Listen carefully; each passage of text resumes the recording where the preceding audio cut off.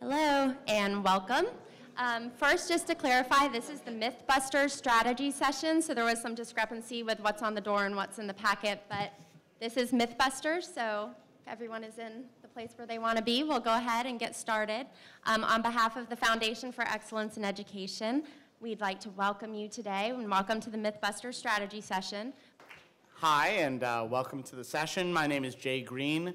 I'm a professor at the University of Arkansas and a fellow at the George W. Bush Institute. I'm joined here on the panel by Marguerite Roza from the Bill and Melinda Gates Foundation, and also on leave from the University of Washington.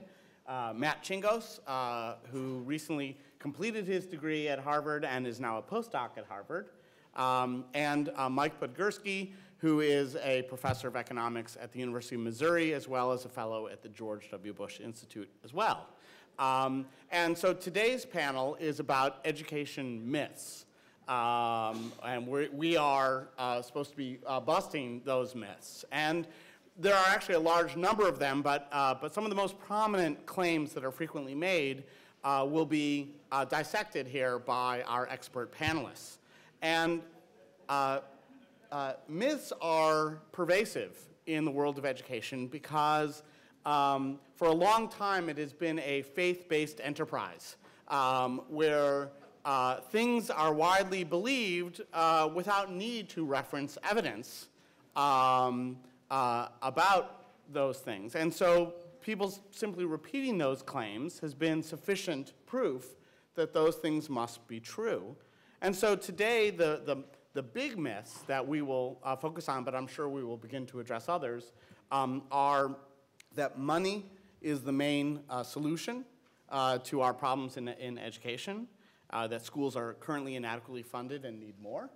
We will also be discussing whether hiring more teachers is the best use of additional funds, that reducing class size through additional teacher hires would be the best way to improve the quality of education.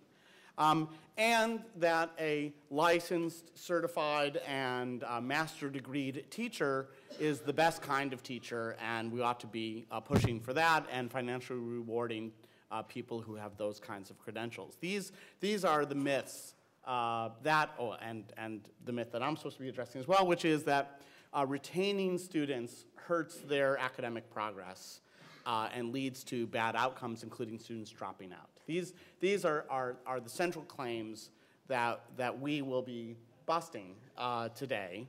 And so the format that we're supposed to follow today is similar to the one that you saw this morning, which is a series of questions and answers.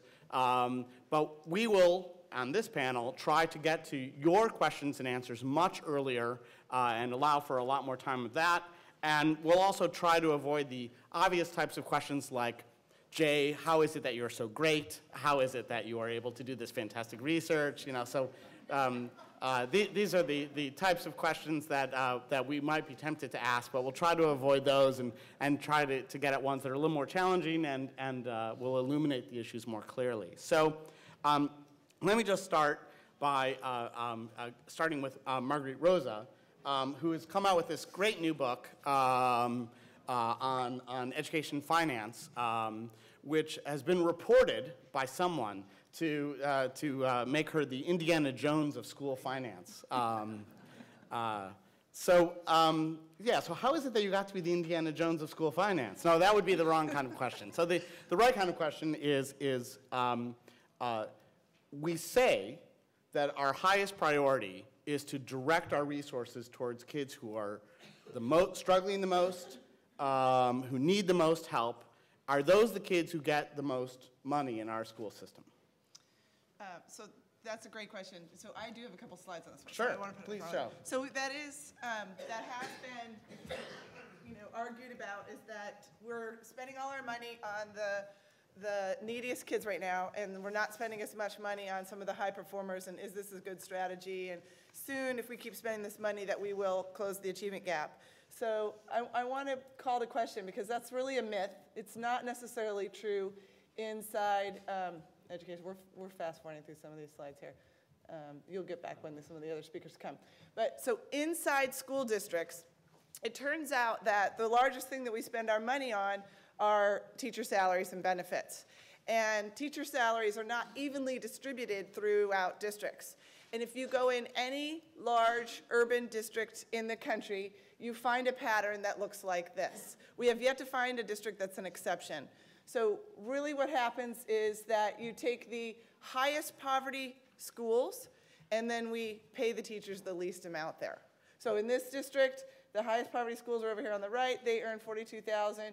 On the other end of the spectrum, on the other side of the district, or on the other side of the tracks, or however it is, the teachers earn more. So that drives more money to the wealthier schools. And we do this by having salary schedules that have that compensate for longevity and for getting a master's degrees, and then by letting teachers pick where they want to choose and having seniority guide that. So the actual opposite is true. And I did want to show how it plays out even inside high schools where the same thing happens. And here's a district where we took apart all the numbers and we said, what are we spending per course?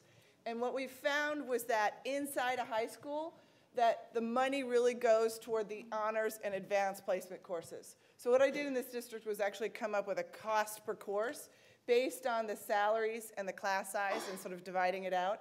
And if you can read all the way over here to the right, the honors and advanced placement courses are $1,300 or $1,600 a course per student. The other end of the spectrum, we're spending a lot less. So it's not true that that the system is driving all our money to the neediest students. And if you look down below, you'll see why. The salaries of the teachers in the honors and in the advanced placement classes are up in the 70s in this district, down at the $56,000 level at the remedial. And look at the class sizes. They're smaller class sizes. So our system is doing the opposite. It's driving our money to the highest achievers, not to the lowest achievers. And I think, yeah, I'll stop right there. We'll go back to this later. Well, so let me just follow up, Okay. Marguerite, which is, well, why is this happening? I mean, we say that we want to give the most money to the kids who need it the most, and we're not talking about across districts here. We're talking about within districts. So why are we not doing what we're saying? So we have a system where we articulate what we want in education, that we want more money to go to the highest need students, we want to spend more money on the core subjects, we want to focus on getting our kids ready for the next century, and then yet we have a system that has the money locked into a framework that does the opposite of all those things. So that system has money locked in to typical salary schedules. It has money locked into school days where each class has the same length and teachers all teach the same amount of classes and the same amount of students regardless of the subject they teach. So that somebody teaching ceramics or PE has the same sort of class size limits and salary structures as somebody who's teaching math or physics and the sciences. And those sort of systems that have it all locked in basically create a framework for deploying our resources that ignores the strategies that are stated by the district leaders. So the district leaders could say, we really want to focus on math, or we really want to focus on our high poverty schools, but these drivers, these cost drivers that actually deploy money do the opposite. So it sounds like a big part of it is that that the actors don't feel like they really have discretion for allocating resources. That is, the system is on an autopilot that allocates resources in a way other than the actors may say they wish, and the actors defer to the autopilot. I think that's exactly right. It's so accustomed, the system is so used to driving out money this way that it's really ingrained. It's a habit. There's so much inertia with it that changing it takes a lot of energy. So when we first came out with these analyses, the researchers and public policy makers would say, but did you control for seniority? Did you control for years of experience? We said, well, no, we didn't. We took how much you're paying the teachers. This is, longevity. This is experience. They said, well, then otherwise it would be equal if you controlled for seniority. And we said, but seniority is something we picked and we put in place for these salary schedules, but does it really matter? But if you tie your wages to things that don't really matter, you end up driving your funds in ways that don't really matter, then can't affect students. So that was exactly the problem. in the question, does it really matter?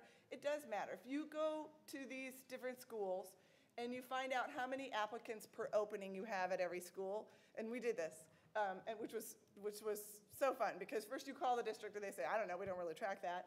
And then you finally find somebody who's holding a pile of applicants, and you say, can you count the pile and how many people are in that pile? And we would go down to, we'd start off at the wealthiest schools on the one end, and we would say, how many applicants do you have?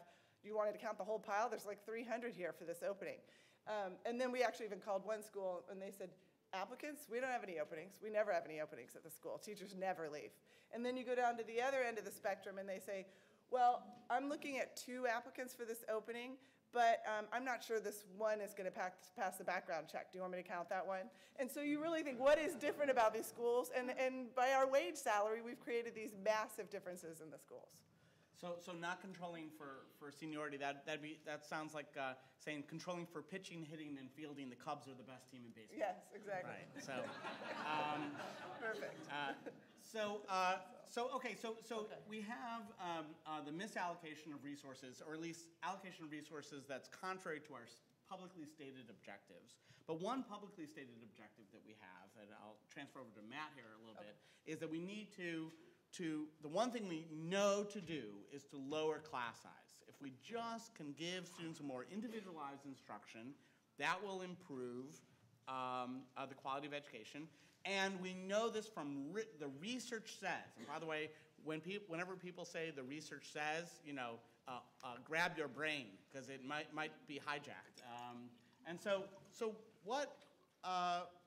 Is this true? Do we know this from research? Don't we have rigorous research that tells us that the most important thing we should be doing with our resources, other than correcting these misallocations, is to hire more teachers to lower class size? Right, so there is this, can folks hear me all right? I'll put this closer. Yeah, so there is this perception among a lot of folks that reducing class size is a great idea. That's sort of this proven way to boost student achievement. But there's actually a surprisingly there's not a whole lot of, there's a lot of studies on class size, but there's a surprisingly small number of good studies, of credible studies on the effect of class size reduction on student outcomes, specifically student achievement. So the actual one good study that does show some effect of class size is the Tennessee STAR experiment, which was a pretty good randomized experiment run in Tennessee in the late 1980s that did find in schools that served disproportionate share of disadvantaged students, minority students, that reducing class size by a pretty large amount, from about 22 students to about 15 students, did have a modest impact on student achievement in kindergarten and first grade. So if you wanted to take that study on at face value, and you thought the context you were dealing with was more or less like Tennessee in the late 1980s, and you had schools kind of like those, you might, it's an expensive thing to do, and you have to think about cost benefit. That's a point I want to come back to a little bit later. But you might say in kindergarten and first grade, we might want to invest some resources in smaller classes. But that's not what a lot of schools and districts and states have done. Something like 24 states in recent decades have implemented statewide policies, either mandating or incentivizing class size reduction. So one study I recently did was, I took a look at Florida. And Florida, over the past 8 years, has been implementing a constitutional amendment that reduces class size. And they spent something about $20 billion doing that. And they haven't been able to do a big reduction, like from 22 to 15 like they did in Tennessee, because when you do it across the state, you can only, for $20 billion, that's a lot of money, but it's only going to buy you a couple kids per class.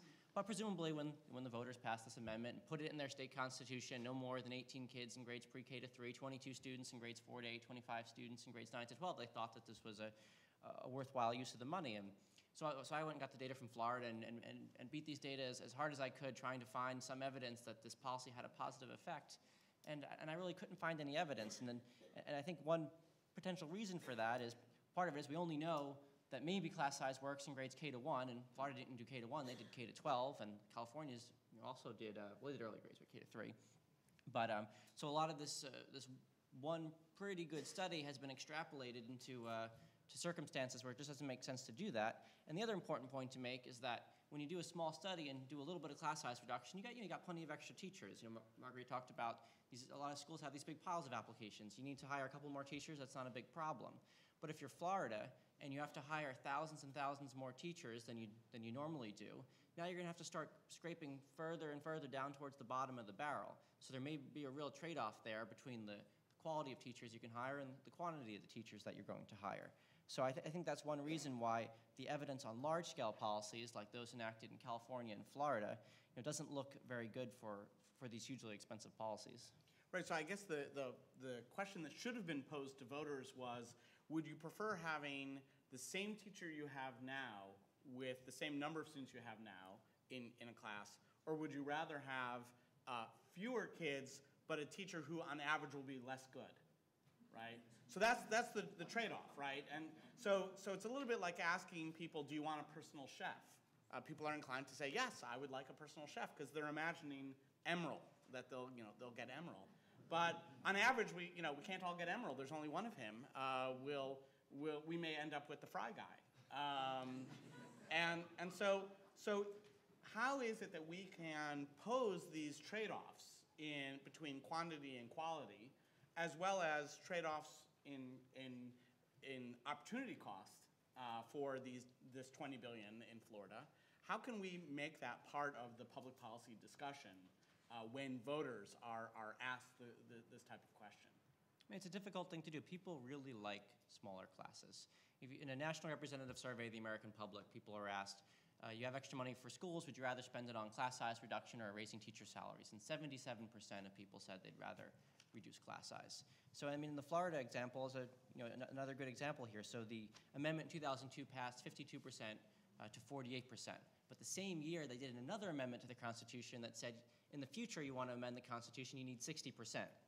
Right? So now they've reduced class size with 52%, but in order to, if they change their mind in the future, they now need to go from having 48% to not do the class size thing to 60%. So finally, the 2010. Right. That's what I'm coming around to here. So finally, fall 2010 was when this amendment had to be fully implemented in every single class covered by the policy. You couldn't have more than a certain number of kids, and all of a sudden they're like, this economic recession hits, and they're like, oh, I'm trying to think of a word that I can say in this room. Darn. Darn. Oh, darn. Oh gosh, darn! We can't afford to do this. This is a hugely, this is going to wreck all of these other priorities we have and all of these other programs we have. Right? If we have a class of 22 kids and one more kid moves to the school, we have to now hire another teacher and go from one class of 22 to a class of 11 and a class of 12. So they went back to the voters and they did a new amendment saying we're not going to get rid of this constitutional amendment because I think they realized that politically that just wouldn't be possible, even if it might have been the right thing to do. They said, let's stop enforcing the policy at the level of the school.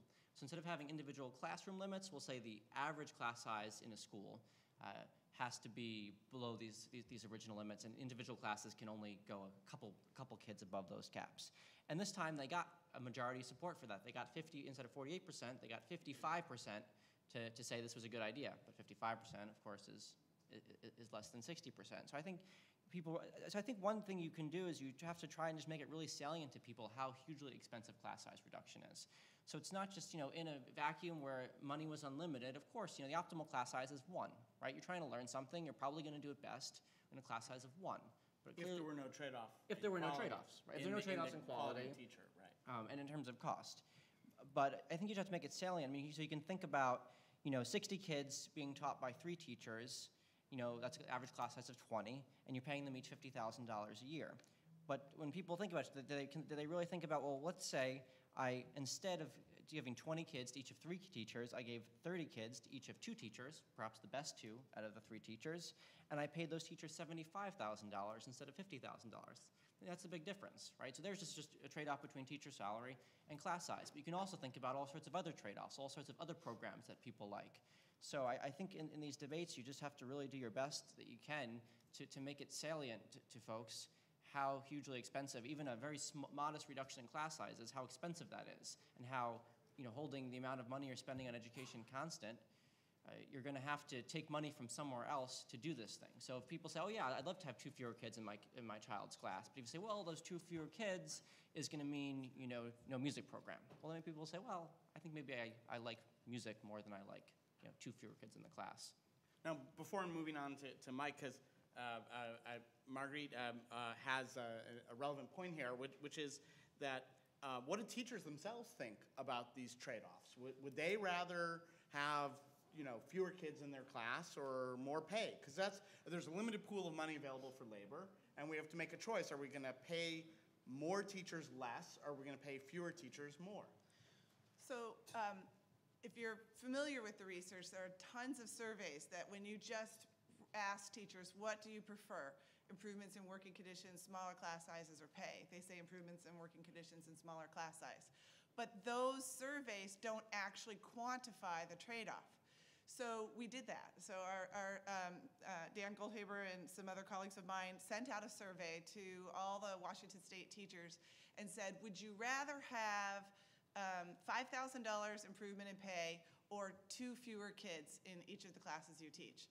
88% said $5,000, please, thank you very much. And when then we asked it later, in focus groups, so often these surveys, you pick the smaller class size. And they said, but you're talking about $5,000 here. That's not equal. But as a policymaker, those are cost equivalent. Reducing class size by 2 students is about $5,000 per teacher. So they didn't really think they were going to get the $5,000. So they might as well advocate for the 2 fewer kids. But given the trade-off, they'll pick the money.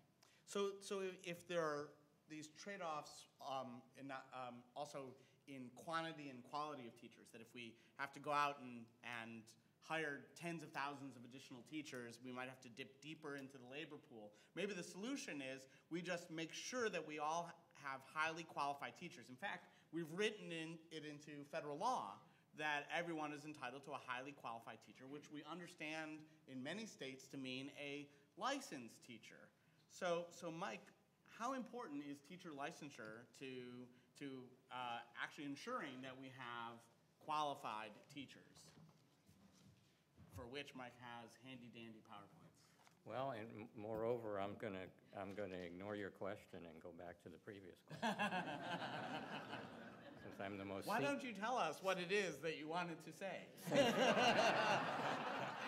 Since we were on this topic, I didn't know how the discussion was going to go, so I put a slide on this since we were talking trade-offs and economists perk up on this point.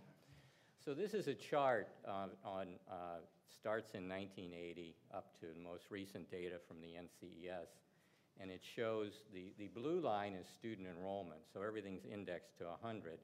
So the blue line is student enrollment, the red line is teacher employment, and the dotted line, black at the top, is non-teacher employment in U.S. public schools. So you can see that the growth of the payrolls far outstripped enrollment growth. Now, what that means, of course, is the student-teacher ratio fell dramatically over this period. And by the end of this period, the student-teacher ratio in the United States is 15.4 kids per teacher. If you add all these adults on the payroll, it drops to about 8, okay? Now, on the issue of trade-offs, over this period, real average per spending growth after inflation grew by 2.2% a year nationally. In Missouri, it grew by 2.5%. So in economics, to extend this idea of a trade-off, we talk about budget constraints. If spending per student goes up by 5%, you have a choice you can make. You can hold staffing ratios constant and raise teacher pay by 5%, or you can hold teacher pay constant and lower staffing ratios by 5%, or any combination of the two that adds up to 5%.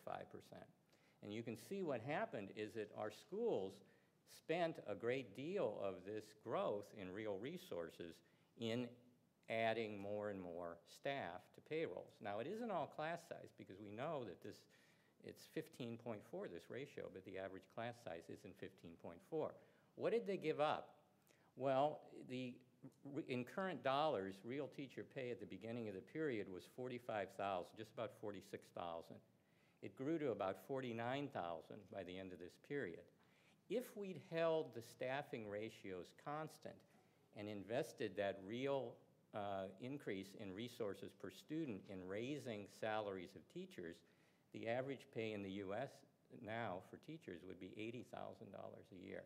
So that's exactly the trade-off that was mentioned before. So when the unions push for class size reduction, they're pushing for a lower pay for teachers?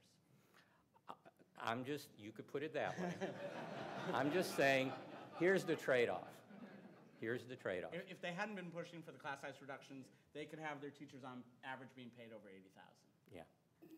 So, and by the way, there are enormous consequences of this labor-intensive policy on the school finance in the United States, because what's happening now is that we're facing enormous stresses on the benefit side, on health insurance and on retiree benefits. And this, the chickens are going to come home to roost in this strategy because we've had so many people on the payroll and they're retiring, and now these systems are woefully underfunded in terms of what we've provided. Economics is a dismal science, isn't it? Okay, so let's move on to the question you posed. And I don't want to take up the time, but I just happen to have that slide. Okay, so licensing. The question was, does it matter? And the answer, I'd go back. I thought that was an excellent panel earlier with the chiefs, school chiefs. Secretary Bennett had that little chart with all these little dysfunctional things.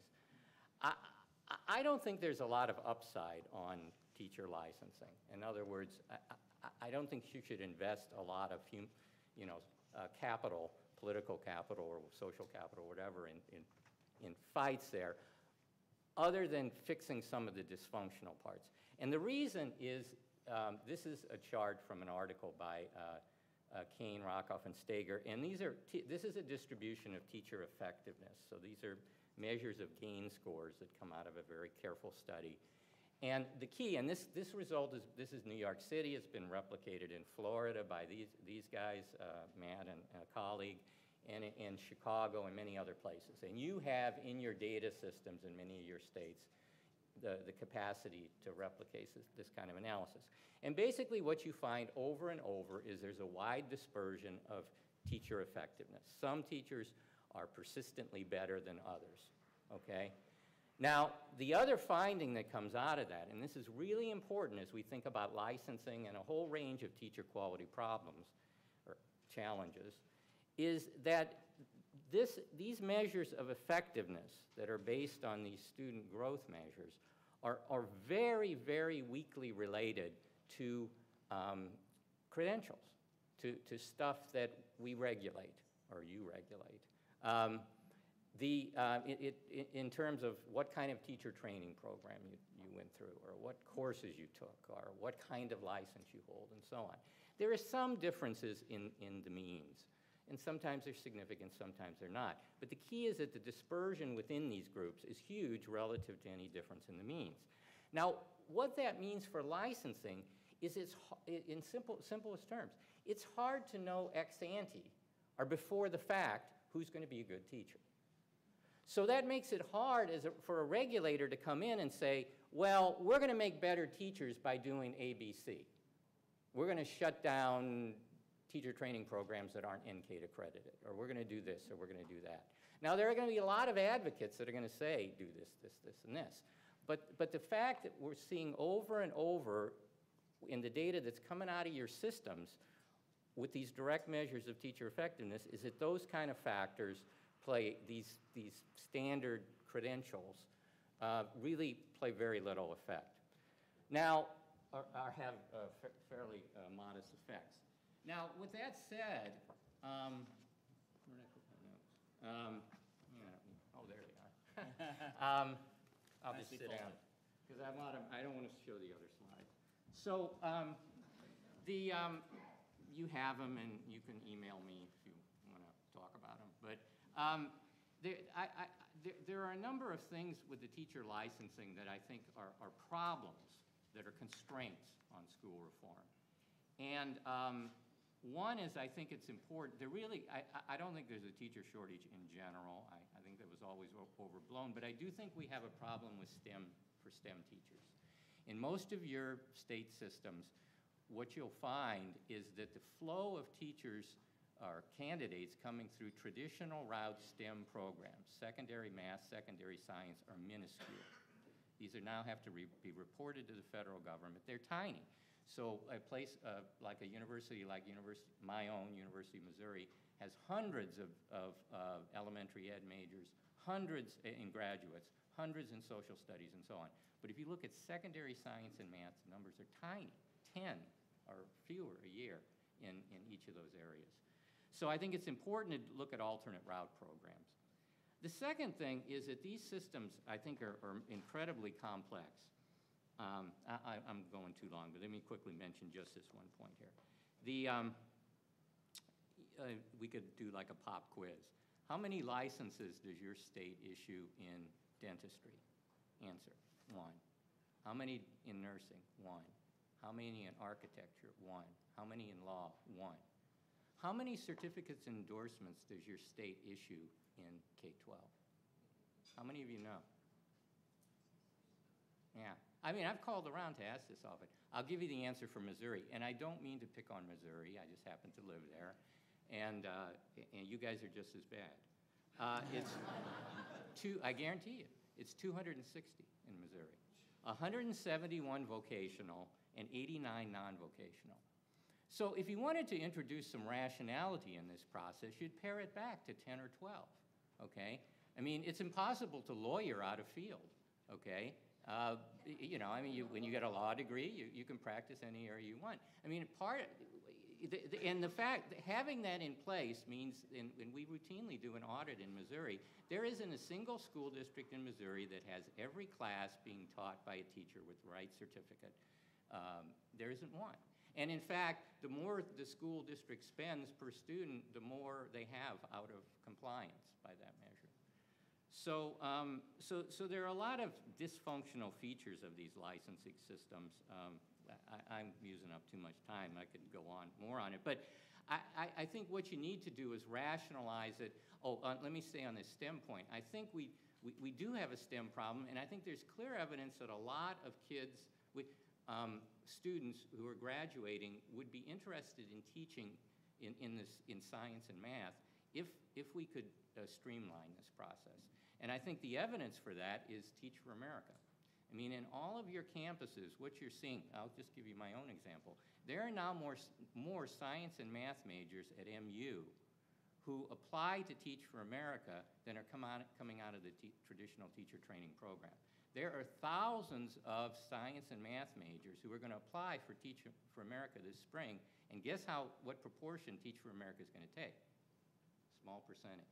So I think there's clearly interest in some of these key areas, particularly in STEM, but we've got to sort of rationalize this licensing regime to let these people in.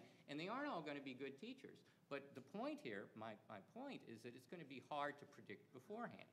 And so we're just going to have to train them on the job, mentor them, and if they don't do a good job, then they shouldn't get tenure. Well, I went on too long. So one of the difficulties with myth busting is that you can show people data, you can describe the results of research, and people, when they firmly hold a belief, will just say, I just don't believe you. You know, that can't be right. Or you can always lie with statistics, right? I mean, you hear this sort of thing. And this leads to a sort of research nihilism, where we can't know anything really, because it's all just opinions, and just your opinion and my opinion. And the result of the nihilism is that we just then resort to brute power for deciding what will happen, because we can't resort to evidence. And guess who has more power? So things continue as they are. So I've heard a number of things that people have said so far that I have repeated to audiences, and I've heard people say, I just don't believe you. It just can't be true. So, for example, Mike, you said there are 15 and change teachers per student. And people will say, I don't believe you. My child doesn't have, I don't know of any class in any school in my district that has 15 students in a class, so that just can't be right. You must be wrong. So what do you answer? Well, actually, it's funny. I once was at a meeting, and I was showing these data to a colleague, and there was an ed school professor who didn't much care for economists, and she said, well, she looked at the numbers. She said, well, I don't believe it. And so I said, well, which don't you believe, the numerator or the denominator? Look, I mean, we have very good data. We have very good data on the number of. There's flaky numbers out in the world. But operationally, how is it that schools look like they have big bigger classes than 15, yet that's the ratio. What's happening? I don't know.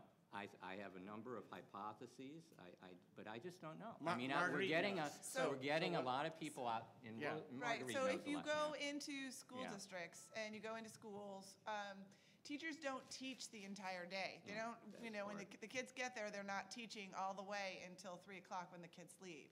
So they have release time and planning periods, and students leave and they go with other teachers. So even though you have ratios of about 15 students per teacher, the actual class sizes in elementary schools average around 20 to 21 kids and a little closer to 24 or 25 for high schools.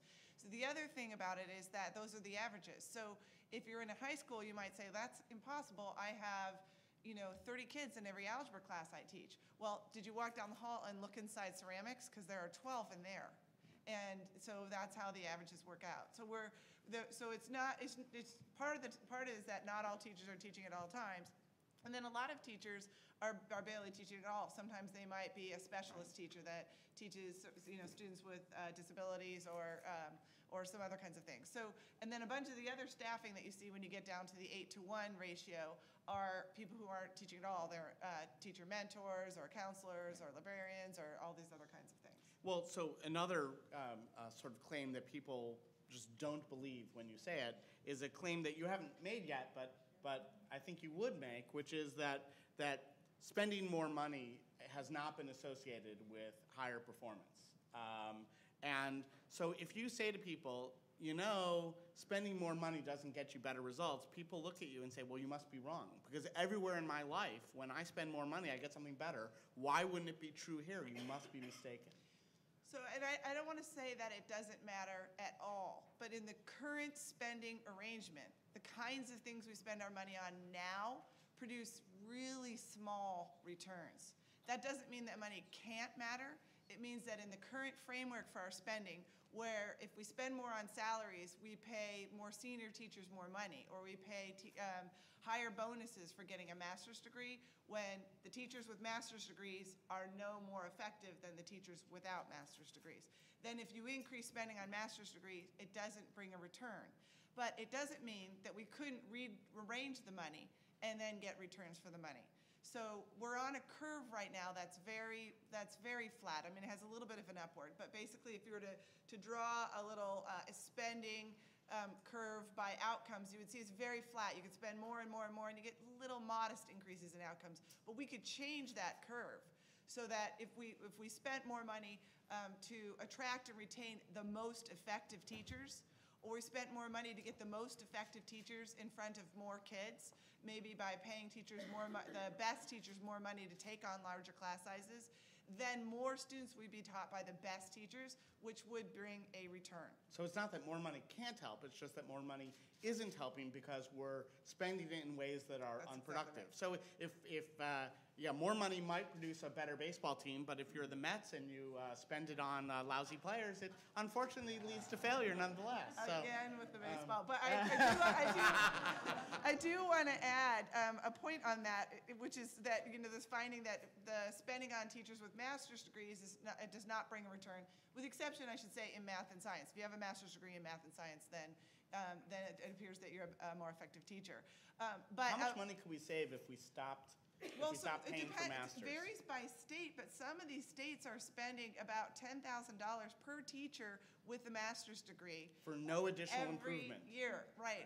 For no additional improvement. That doesn't mean that every master's degree is ineffective, but we're not actually sorting. We're just sort of saying, show us your master's certificate and we'll give you the extra money. And it's about 2% of this country's public expenditure on public education is for something that has no measurable return.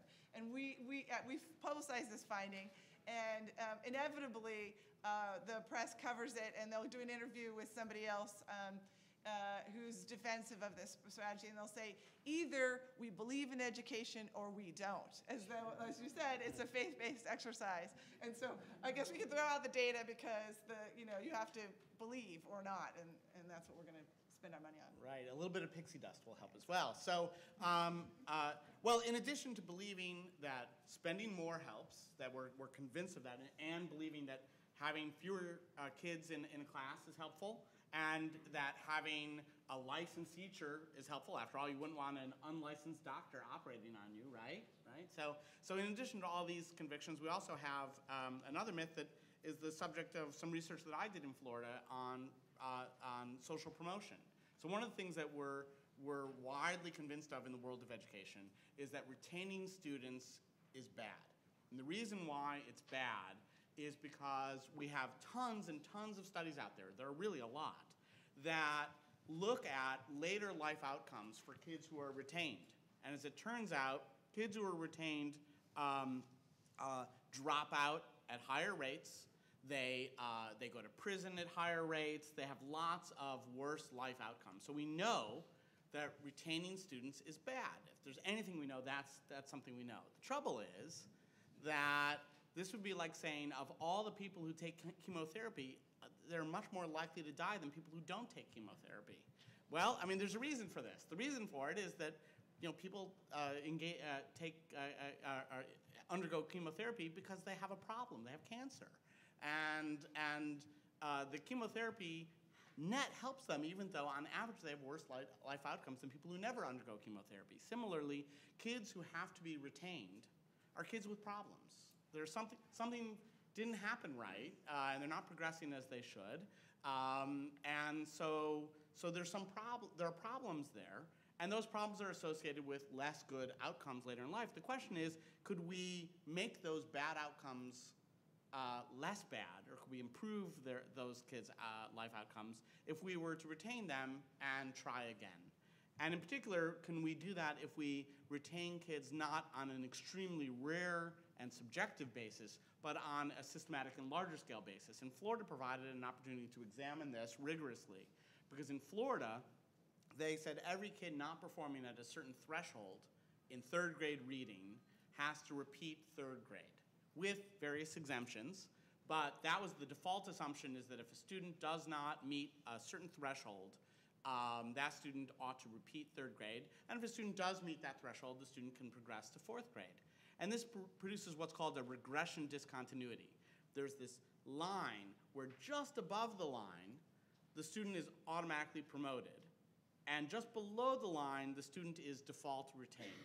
And so those two kids who are just above or just below the line are actually nearly identical. It's almost chance whether they were barely above or barely below the line. And so if we compare the later progress of the students who barely met the threshold to the students who barely failed to meet the threshold, we can see whether being retained was beneficial or not. And as it turns out, in Florida, looking 2 years after the retention, the students who are retained are significantly outperforming the progress of the students who were promoted. And it's even more, and we're only able to know this because Florida's test has what's called developmental scale scores. So no matter what grade test you're taking, they measure your performance on one continuous scale. So the kids who were retained, who are taking a test one grade behind, are actually doing better than the kids who were promoted, who are one grade ahead.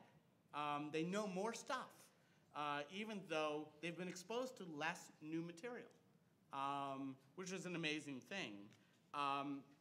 And now we don't know whether this benefit endures longer than 2 years, but we're about to take a look at that. But there's no reason to, if this were to hold true or even compound over time, then we should expect that having a policy where we retain kids who fail to meet a threshold in early grades is likely to improve the life outcomes of these kids, even if on average they have some difficulties and may drop out at higher rates than the typical kid, but they'll drop out at a lower rate if they repeat a grade and are given the better skills and wherewithal to benefit from being in school. So the question to myself is, isn't that true? Yes, it's true. So here we have 4 different categories of myths that you've heard debunked. And so now let's open it up to you so that you can ask us questions about these 4 areas of myth, or ask us about some other areas of what you think might be myths. And there's a microphone here if you want to get up in line for it and ask your question. And just let us know who you are. This is a question for Matt and for Jay. Excuse me. Jay, in your book, you talk about the STAR study in Tennessee, and Matt just described it as a reasonably good study, but in your book, if I recall correctly, and I might not, so you can refresh me on this, but you pointed out, if I'm correct, that the only year in which the smaller classes had higher academic gains were the year that they didn't measure the academic gains. And that there was reason to believe that parents were motivated to punch through the random assignment in that study. Just to explain what you're referring to, in Tennessee, they randomly assign students to larger and smaller classes, and they didn't measure the students before they randomly assigned them. They just measured them at the end of the first year and then at the end of every year after that.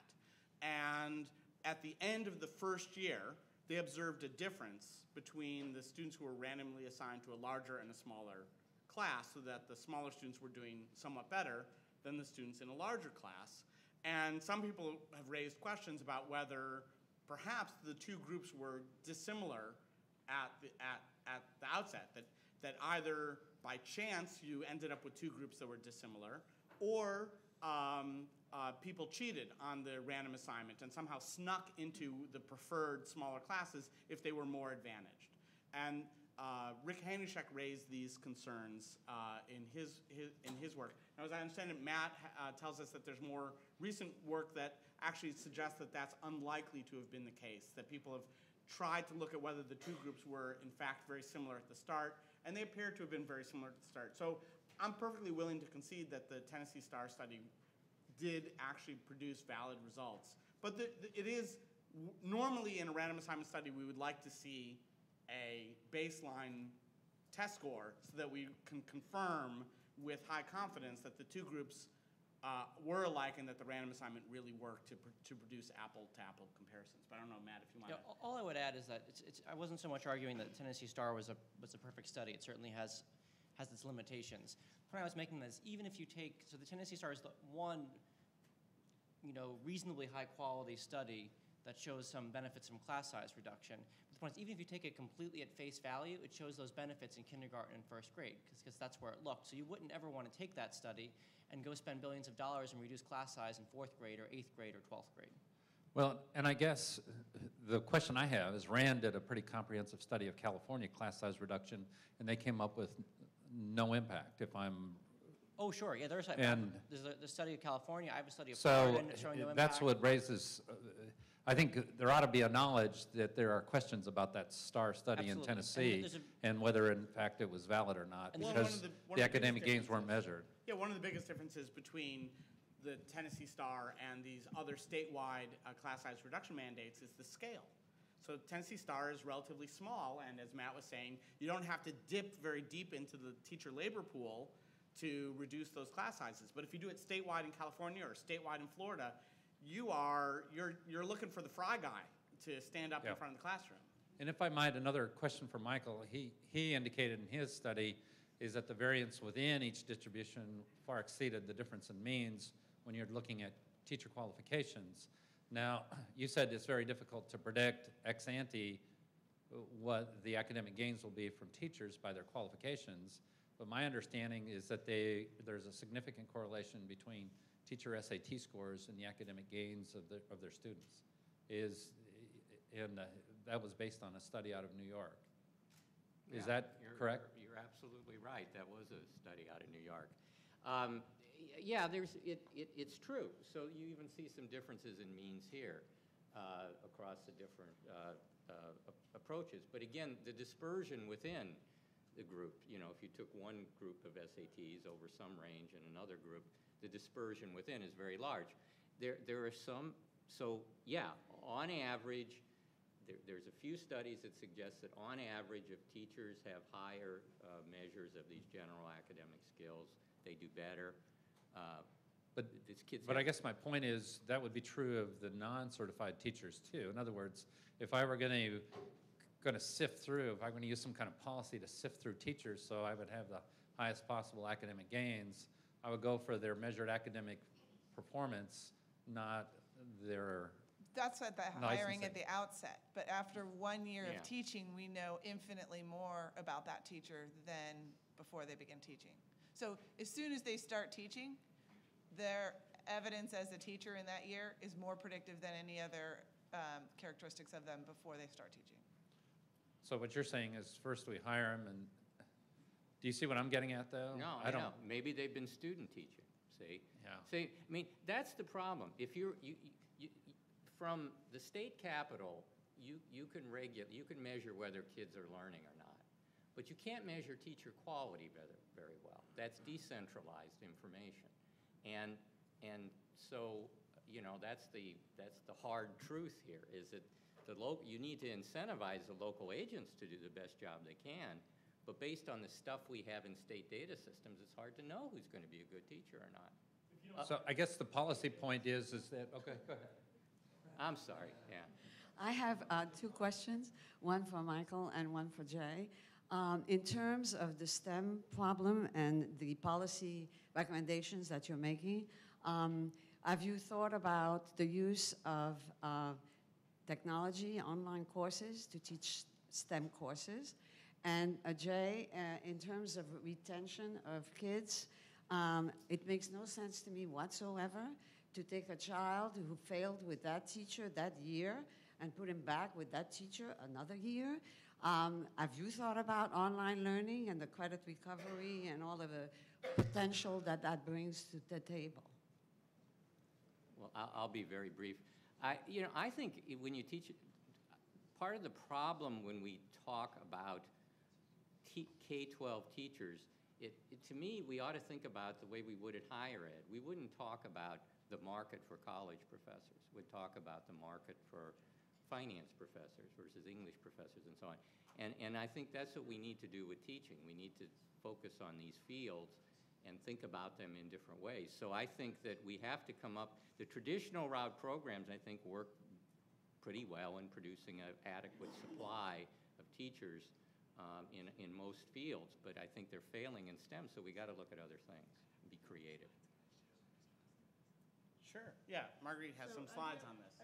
Before Yeah, to they're your doing question about stuff. the digital learning, but Yeah. so we do know a little bit about some of the cost of classes by subject.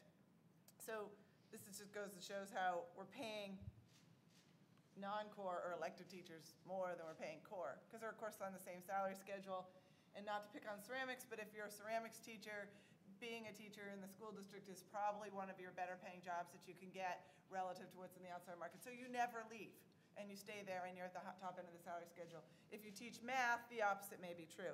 And how that affects the difference in spending across courses. This is a different district, so the numbers are very different. But we spend quite a bit more on non-core courses where the salaries are higher and the class sizes are smaller. But we can break that actually out by subject. And this gets to this question on STEM. And sort of going back to the same approach of we're going to hire everybody a certificated teacher, and then we're going to, oh, and my numbers broke off here, but it's about $320 per student in a math class. But in our system, it's much, more than $200 more than that for foreign language. So I think when we're at this model and we're finding a hard time getting the math teachers, we're finding a hard time getting enough so they'll end up with larger class sizes, then we do, and this sort of gets to we do really need to consider the alternatives. Are there other ways to do this? Either breaking out of our traditional salary schedules or considering some of the technology. And I'm just going to leave this slide up there for your entertainment while you're listening to Jay's. Well, and I'll quickly answer Giselle's "I don't believe you" question. It's a great. It was good because you said "I don't believe you" because how could it be that sending the kid back to the same teacher to do the same thing could produce a better result? And you're right if that's what happened, but it's actually not what happens when you have large-scale retention. When you have large-scale retention policies like in Florida, there's a lot of pressure on schools to do something differently to get the kid over the hump so that they can move on the next year. And so they often don't get the same teacher, they don't get the same approach, and it motivates, all the retention really does is it motivates all the adults in the school to do something differently to get the kid over the hump that didn't work last time. Now, it could be as simple as trying harder, but often it's a lot more than that. And obviously, it could be something much more efficient like individualized instruction that's technology-based, because then basically it doesn't matter what grade we call students, they just progress at the pace they can best progress, and the instruction is always geared towards their appropriate learning level. So thanks for the question. Can we go back to Michael's slide, please? Okay. Which one? The bell. The bell. Yeah. Oh, the bell. That's not my study, by the way. It's someone else's. I don't want to plagiarize here. Yeah, that's Tim Kaine and Doug Steger. What? There you go. Yeah. Hi, I'm Susan Myers with the Friedman Foundation, recently renamed the Foundation for Educational Choice. I live in Atlanta, where there's immense resistance to alternative certification for teachers. Considering what's going on in New York City right now with the selection of a chancellor who is outside the academic arena, I wanted to ask this question of Michael and of Jay. Do you have any empirical evidence to show how when school districts choose people who don't have a background in education, what kind of success rate they have in their turnaround of public education? You see right here, obviously, those without a teaching certificate do better. So what happens when you bring a superintendent in who doesn't have an education degree or doctorate, et cetera, et cetera? Yeah, I don't think we have a big enough sample there, and they don't stick around long enough. Their turnover is too high. I don't know that there's any empirical evidence That's a on good that question. point. Okay. We should get cracking on that one. Thank you. By the way, I think alternate route is even more important for administrators. I think I'm concerned they're not getting what they should be getting in terms of these reforms, compensation reform and so on. But go ahead. Editorial comment, the money spent on wrestling is worth every penny. Can you But speak up? The wrestling. I said, yes, I said, my editorial comment is the money spent on wrestling Okay. is worth every penny. But my question was, somebody from Iowa here probably is agreeing with me. Going back to the slide towards the beginning of the presentation that talked about the amount of money that gets spent on advanced placement courses versus the amount of money that gets spent on lower placement courses. I understand the purpose of that slide was to say that we're not funding, that's the slide, funding classes or particular types of courses at the level consistent with our stated goals. But I'm wondering, from a social utility standpoint, given the fact that there is a limited amount of money, isn't there an argument that this kind of distribution might actually make sense? In other words, in terms of ultimate societal good with respect to bang for the buck, if we decided, okay, we're going to spend less on high-level math and science courses so we can spend more on the remedial courses, ultimately 10 years from now, in terms of the quality of engineers and doctors and that sort of thing that we're producing versus the benefit we get from having the kids at the lower level being marginally better at some core skills. I mean, what is the social utility? So I think that is a really good question, but if you talk to superintendents, they say they're doing the exact opposite of this. No, I understand. So they don't say, right. you know what, our plan here in blah, blah, blah public schools is to spend more on the highest achieving kids, thereby expanding the achievement gap, thereby ensuring that we have a stronger economic future in our country, et cetera. So they actually think they're doing the opposite. So that's not a deliberate thing. But I do want to point out here that this is the product of the interest groups in the system, not some sort of master intent. So basically, the interest groups in the system are, so you're a teacher, you've been doing a pretty good job, you're teaching for 15 years, finally you've earned your spot in an AP classroom. Sure. And by keeping other kids out of that AP classroom, you teach smaller classes. So we drive up the cost of AP classes, but really, we could probably flip this without much impact on AP classes. So basically, $1,600 does not need to be the price of an AP class.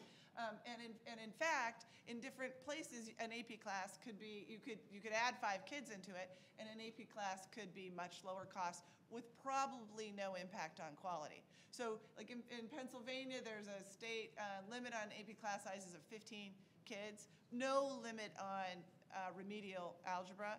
And they are just sort of this thinking that, well, AP Calculus is so much, different that we need to have fewer kids in there. But those are policy decisions that affect spending that don't even do what you're proposing, which is to, invest more in the higher achieving kids. So it's not even really doing that. It's just driving money out based on the interest groups of the people in the system. Thank you. Hi, Peter Stewart from K-12. This would be another funding myth, maybe for Michael or Marguerite. Adam Schaefer at Cato put out a report in the last year talking about the actual costs of education for public schools using Los Angeles and DC as examples. They say it costs $10,000 to educate a kid in Los Angeles, around $15,000 here in DC. When he added in all the true costs, including bond issues, debt service, things like that, he came up with numbers of $25,000 in LA and $30,000 here. What do you make of that myth? Is it a good study? Do you see holes in it? And if it is, why is it not catching fire, and how can it? So I think it is an important study. The sort of what do you include in the per pupil operational cost is an important thing. Over the last decade, a lot of big city districts have done major investments in facilities for which they're now paying debt. And there's a question about whether or not that money should be included in the sort of yearly operational costs for districts. And I think you could kind of make the argument either way. Some of these facilities are owned by cities, and they may or may not always be used as schools or as classrooms. So sort of backloading that money or loading that money onto the operational cost for students may or may not be a good decision. I think you could go either way on that. Isn't it misleading? It would be like me saying that. I think right now there are some federal standards for what gets rolled into yearly operational costs, and a lot of districts use those federal standards, and that's why you generally see the lower numbers. But if you went to every district in this country, they wouldn't all jump up exponentially if you factored in all the rest of the stuff. A few of them, notably DC and LA, would because of the situations that are in those districts. But I would say, though, that the true public dollars that are spent on students are generally higher than the $10,000 average that's quoted in this country. So I think that's true. It's just messy.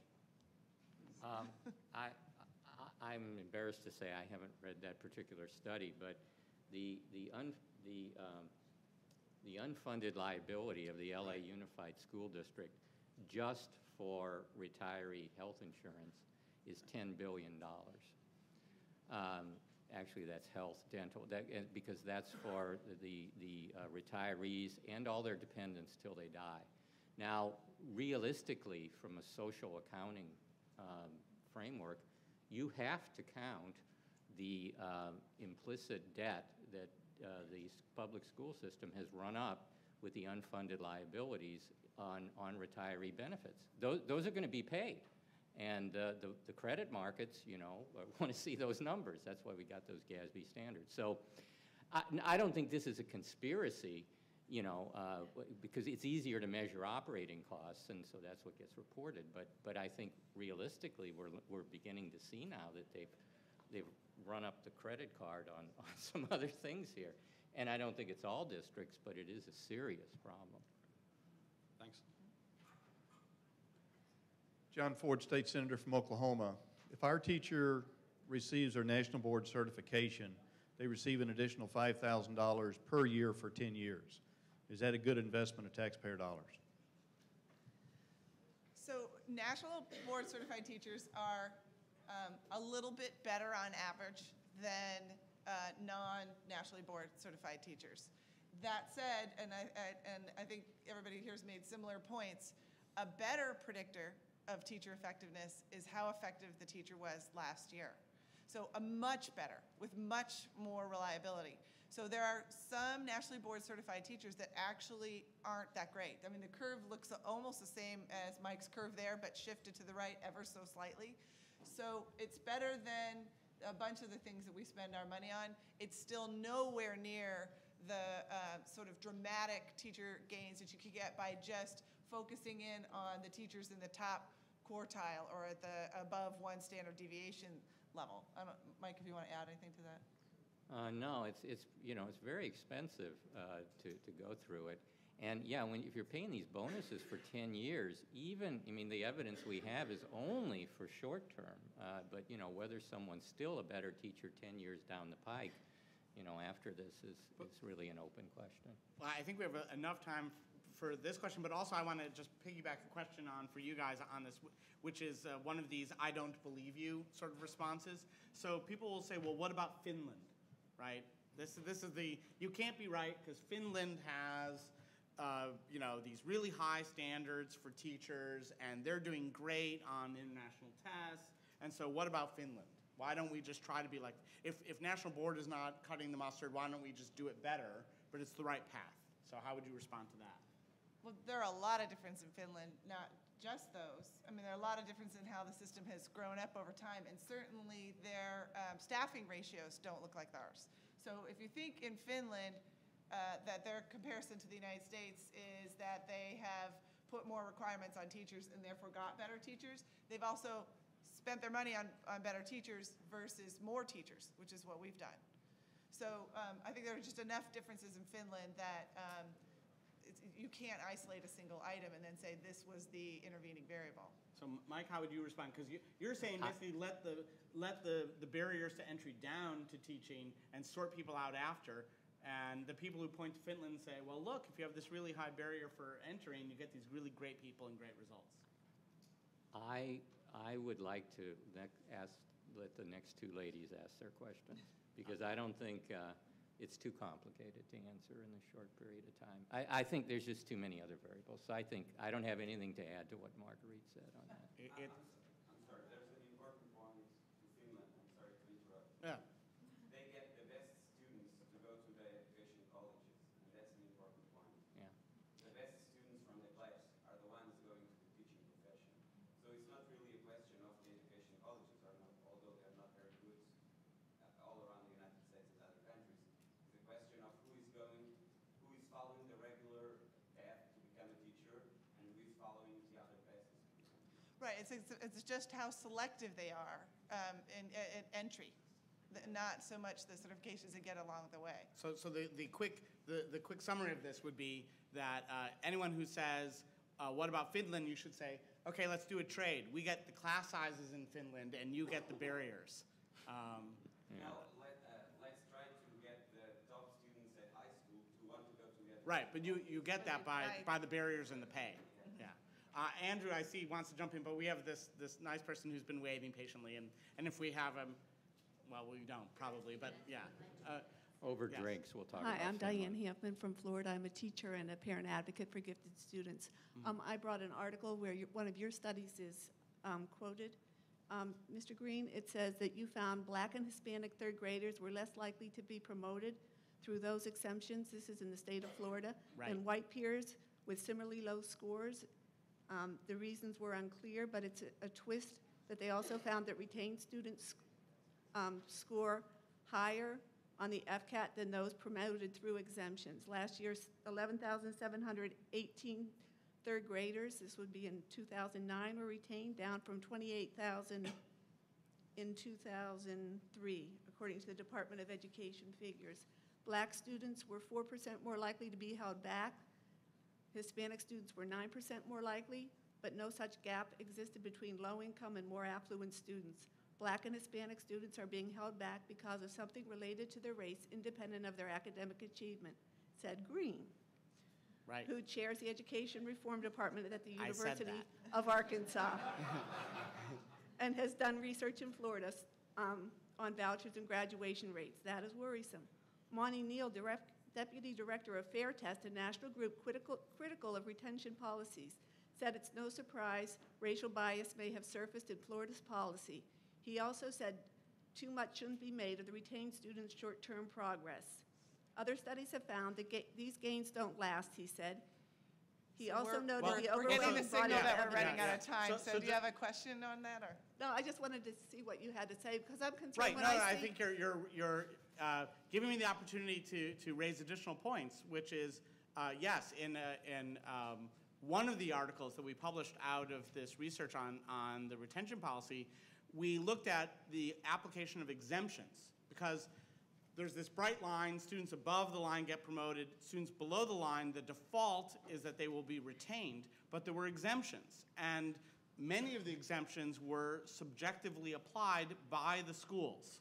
So the teacher could say, I believe the student has a portfolio of work that suggests that this student ought to be promoted. And basically it was so wide open that they could potentially promote anyone. And we found that the schools were actually racially biased in how they were applying the exemptions. Now, the policy conclusion I draw from that is that you have to tighten up the exemptions, reduce the subjective component there, and safeguard against racial bias in the application of those exemptions. But it doesn't, the great irony is that minority students who failed to get the exemptions and who were retained at a disproportionately higher rate benefited more by being retained.